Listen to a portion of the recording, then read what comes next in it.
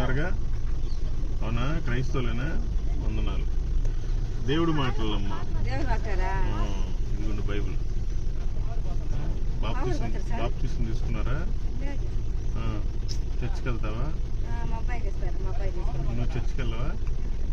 వెళ్తావా? మరి బాప్తిసం ఎందుకు తీసుకోలేదు? చచ్చిపోతే నరకానికి వెళ్ళిపోతావు.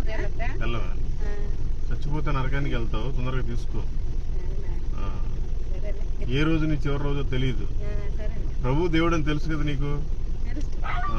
మరి బాప్తిసం తీసుకుని ఆయనకి సాక్షిగా ఉండాలి. ఊరికి నామకార్థంగా నేను కూడా క్రైస్తవురాలని చర్చికి పోతే ఉపయోగం లేదు. తెలుసుకోండి, బాగుంటుంది.